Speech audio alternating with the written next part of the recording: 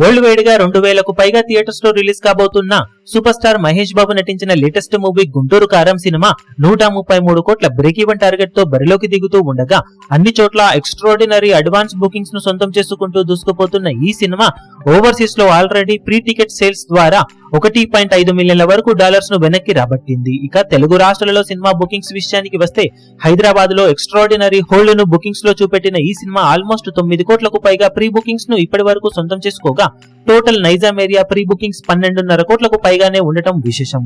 ఆంధ్రాలో కూడా cinema pre bookings already 8 నుండి 9 కోట్ల వరకు సొంతం చేసుకోగా ఓవరాల్ గా చూసుకుంటే సినిమాకు వరల్డ్ వైడ్ గా ప్రీ బుకింగ్స్ ద్వారానే 35 కోట్లకు పైగా బుకింగ్స్ ఇప్పటి వరకు సొంతమయ్యాయి.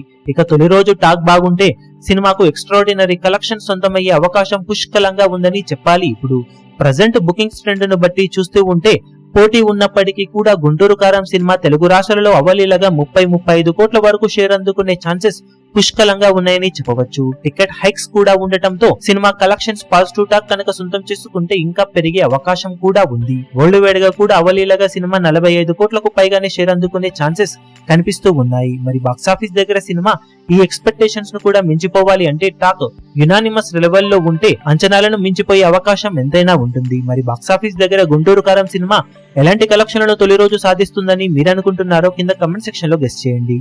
ఈ వీడియో మీకు నచ్చినట్లయితే లైక్ చేయండి, షేర్ చేయండి, ఛానల్ ను సబ్స్క్రైబ్ చేయడం మాత్రం మరవకండి. ఏ చిన్న అప్డేట్ ను మిస్ అవ్వకూడదు అనుకుంటే బెల్ ఐకాన్ ను ప్రెస్ చేయండి.